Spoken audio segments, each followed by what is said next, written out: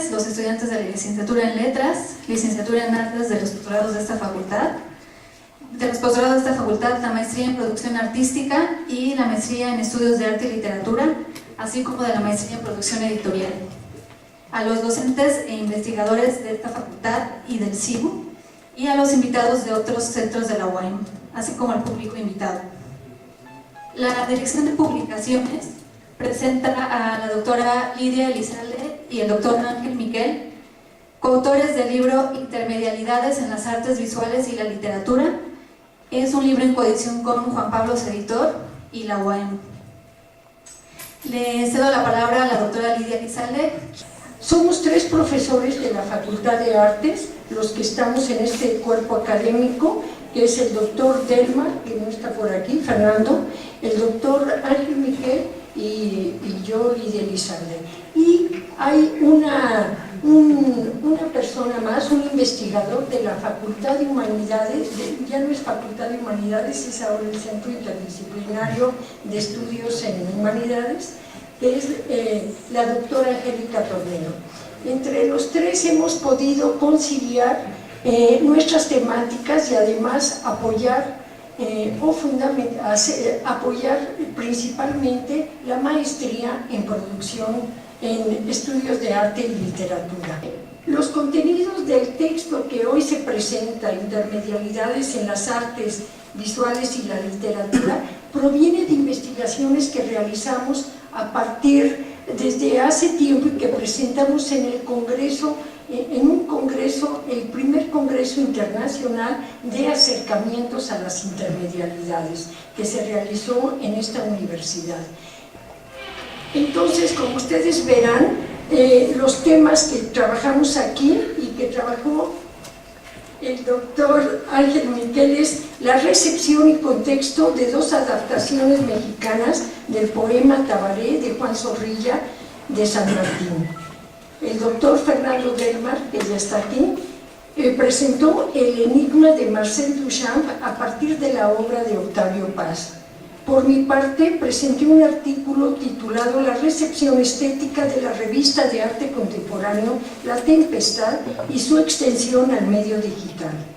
Y la doctora Angélica Tornero, con su especialidad en literatura y en intermedialidades, presentó Intermedialidades, intermediaciones y configuración de singularidades de novelas hispanoaméricas recientes.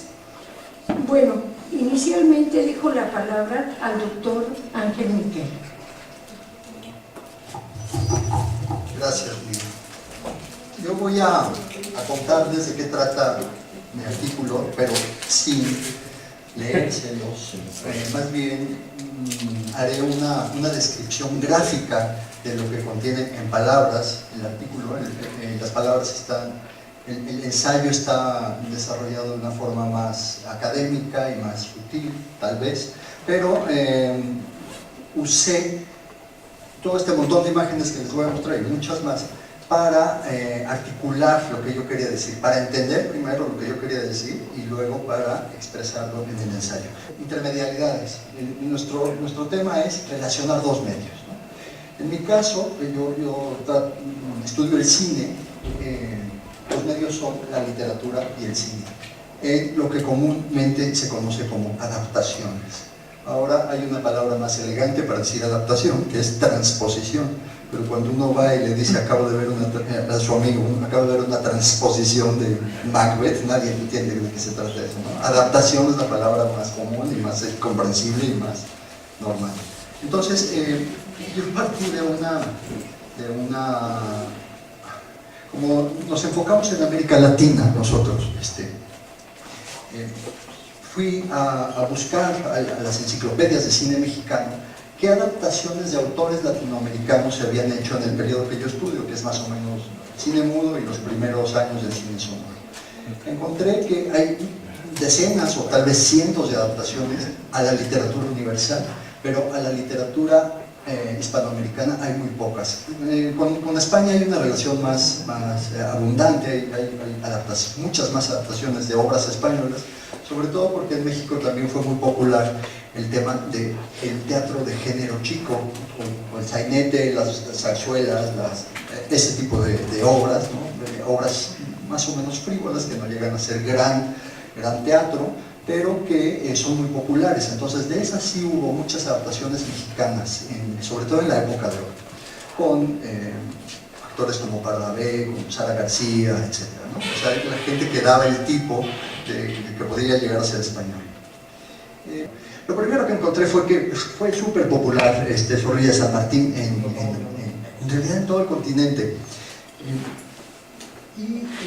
Encontré, por ejemplo, en aquel, el Diario del Hogar, una reproducción de un fragmento de su poema. Abajo de la palabra musa viene un fragmento de Tabaré.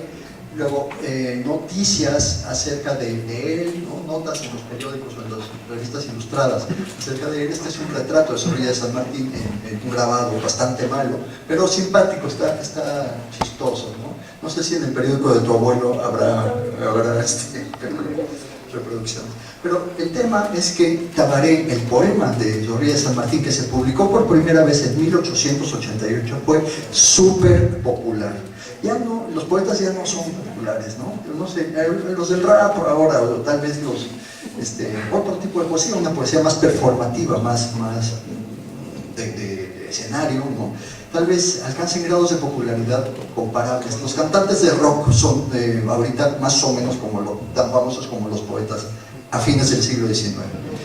Entonces vean, hoy hice un ejercicio de búsqueda de portadas de más o menos recientes de Tabaré y se sigue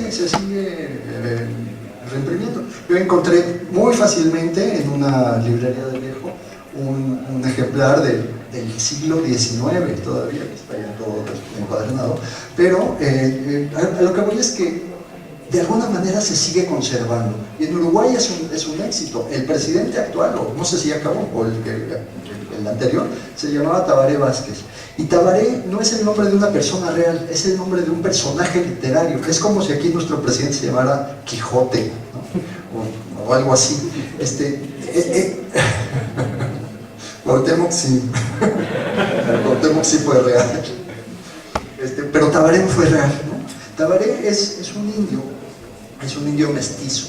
Y ese tema, el tema de que es hijo de una española y de un indio uruguayo, un charrúa, es lo que llamó la atención en el tema del mestizaje, ¿no? Es lo que llamó la atención en toda América. Entonces el poema, que está bien fraguado al estilo romántico, al estilo rimado, y con mucha musicalidad y muy bonito, ¿no? Las imágenes, pues llamó mucho la atención en ese, súper popular. Y les voy a leer lo que escribió Manuel Gamio. Manuel Gamio fue uno de los primeros y más altos representantes de la antropología mexicana. Fue uno de los responsables de la excavación de Teotihuacán y una eminencia, ¿no? de la antropología. Él criticó este tipo de películas por lo siguiente: arcos, flechas, plumas de guacamaya y hasta de avestruz forman la indumentaria. Le parecía horrible todo esto, ¿no? Todas estas representaciones.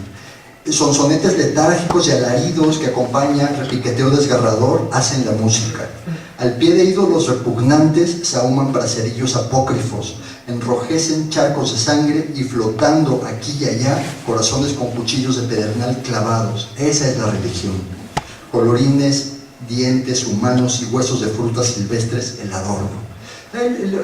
Finalmente lo que Gamio decía es, pues, lo están inventando, ¿no? No se basan en los códices, no se basan en las ruinas, no se basan en ningún dato real, ¿no? que tienen además a la mano, sino que se están basando en la imaginería europea que habían inventado los europeos en el siglo XIX para proponer estas mismas falsedades. El cine, vean, hasta 1934 siguió atado a esa forma de representación, pero en otras artes empezó a cambiar. En esas otras artes, asociadas a la Revolución Mexicana y al surgimiento de un movimiento nacionalista fantástico, ¿no? empezaron a surgir otro tipo de representaciones mucho más creíbles, mucho más aterrizadas, ¿no? Mucho más de indios reales, como aquí, bueno, esto es una idealización, pero el chiste es que está venciendo al español. Bueno, este es uno de los caciques charrúas en Uruguay, que es un salvaje, como ustedes pueden ver, que se encuentra con unos españoles que llegan a conquistar ese territorio. Los españoles vienen acompañados por sus mujeres, lo cual es anacrónico, es decir, los españoles, los conquistadores no viajaban con sus mujeres, ¿no? Pero bueno, van acompañados con sus mujeres. Y una de ellas se llama Magdalena, que es esta. Magdalena sobrevive al ataque de los charrúas, los españoles, y es raptada por el cacique Caracé, que es el que vimos al principio, y de esa unión nace el niño Tabaré. El niño Tabaré habla español y es, en la película, en el poema no, y lo educa en el cristianismo y lo hacen que rechace las fiestas paganas como estas orgías de gritos y de sangre, de ruido, ¿no? Los que son tan afectos los naturales de América.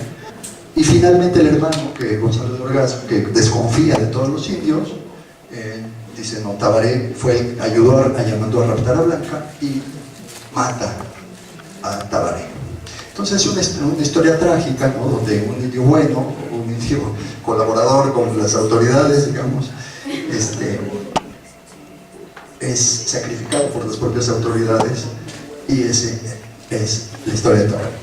Es interesante porque es uno de los últimos coletazos de esta representación romántica de los indios en el cine, que casi inmediatamente, unos 10 años después, cambiarían con la exhibición de la película Raíces. Raíces, que es considerada la primera película neorrealista mexicana y una de las que mostraron por primera vez a los indios en sus comunidades y hablando sus lenguas y con su ropa real y con, ¿no? Es una película de ficción, pero con elementos documentales. En realidad está muy empapada de cine documental. Raíces ya cambió, propuso un nuevo tratamiento cinematográfico de los indios, que solo algún tiempo después llegarían los propios indios, ¿no? Para que ellos fueran los responsables de su representación. En realidad, hasta Raíces y hasta las películas de los años 70 mexicanas, no había una representación de ellos, ¿no? Acerca de sus propias costumbres. Era una representación antropológica, cinematográfica, de ficción o documental, pero externa a sus comunidades. Solo gracias al trabajo de antropólogos del Instituto Nacional Indigenista y de ellos, ¿no? de ellos mismos, de sus propios deseos de cultivar una educación en estos medios y de autorrepresentarse, pudieron mostrar, ¿no? su punto de vista acerca de sus propias comunidades. El siguiente tema que se va a describir es el artículo que presentó Fernando Delmar Romero, titulado El enigma de Marcel Duchamp a partir de la obra de Octavio Paz. Me permitió hacer una reflexión sobre la relación entre literatura y artes visuales, y sobre todo hacer una revisión del texto de Octavio Paz que escribe sobre Marcel Duchamp. Estoy más cerca de Marcel Duchamp que de Octavio Paz. Yo cuando leí este texto de Octavio Paz fue en 73, yo estaba en la facultad, y definitivamente fue un texto fundamental para mí. Me ayudó muchísimo, fue una guía este camino oscuro y misterioso que es Marcel Duchamp, y me acompañó durante muchos años, y debo confesar que no regresé a él sino hasta el año antepasado, para escribir este texto. Eso me permitió, fue un buen pretexto para regresar a él, revisarlo y darme cuenta que definitivamente es un texto sorprendente. Paz se acerca a la obra de Marcel Duchamp, no sé por qué, tengo algunas conjeturas, pero no forma parte de mi artículo, y se acerca con la intención de descifrarlo. Él dice que la obra de Marcel Duchamp no hay que verla sino descifrarla, y lo compara con una serie de escritores, muchos de ellos declarados por el propio Marcel Duchamp, pero recuerdo ahorita uno muy claro que habló que si Mallarmé era el poeta de la idea, Marcel Duchamp era el pintor de la idea, ¿no? Sin hablar de arte conceptual, porque todavía Paz no sabía que eso existía, y debo aquí entre paréntesis decir también que no sabía que existía el arte contemporáneo, ¿no? Existía el arte que él veía, sobre todo la pintura, pero una obra tan distante y tan dispareja a sus propios conocimientos e intereses, pues lo motivó a acercarse a esta obra de Duchamp y tratar de descifrarla. Entonces, un desciframiento que hace Octavio Paz en su libro La apariencia desnuda, ahorita hablo un poco más de esta obra, para darle una interpretación definitiva, imposible evidentemente. Para mí me ayudó muchísimo como una guía, ¿no?, que hay que visitar y que hay que ver en la obra de Duchamp, este ensayo de Octavio Paz, pero definitivamente ni su ensayo ni los otros ensayos que han sido, hay mucho que se ha escrito para Marcel Duchamp, que es uno de los escritores, de los artistas más estudiados contemporáneos, sin lugar a dudas, y lo que escribió Octavio Paz es fundamental, pero no es definitivo, ¿no? Sigue siendo un enigma no solo lo fue para Paz, sino para todos nosotros. Bueno, para continuar, como ven, los temas son prácticos. Hay una unidad en cuanto a que estudiamos las relaciones entre dos medios. En esta ocasión yo voy a hablar sobre un objeto que seguramente muchos de ustedes conocen, que es la revista La Tempestad. Este artículo yo busqué un acercamiento desde tres enfoques. La revista La Tempestad fue publicada por primera vez en México hace 20 años en un ejemplar de mayo-junio de 1998. La revista actualmente continúa la publicación de sus contenidos en formato impreso. Sin embargo, ha hecho una transposición al objeto digital, al medio digital, como diario informativo. Ya no es como revista, sino es como una reducción, una fragmentación de los contenidos de la revista. Y ha preservado su iconismo. ¿Para qué? Para que la gente la siga identificando, que es el diseño tipográfico, básicamente la misma tipografía. Las imágenes de las obras de los artistas que se publican en el impreso se reproducen en el digital, fotografías de autores y videos. Y los vincula con artículos que sustentan el contenido. Aparte de los tres ensayos que hemos glosado para ustedes en esta presentación, hay en el libro otro, escrito por Angélica Tornero, que se llama Intermedialidades, Intermediaciones y Configuración de Singularidades en Novelas Hispanoamericanas Recientes, que aborda desde un punto de vista teórico y desde la perspectiva de la autoficción, que es lo que Angélica está trabajando últimamente, es decir, la escritura de obras de ficción en las que uno se mete como personaje. Dos novelas, una que se llama La forma de las ruinas del escritor colombiano Juan Gabriel Vázquez y otra que se llama Fabián y el caos del escritor cubano Pedro Juan Gutiérrez. Está bien bueno también. Tenemos el libro está afuera, tiene el costo de 100 pesos, así alguno no puede pagar 100 pesos, nos dice y hablamos. Su nombre para enviarles y su correo con letras claras para enviarle la constancia de su asistencia a esta presentación.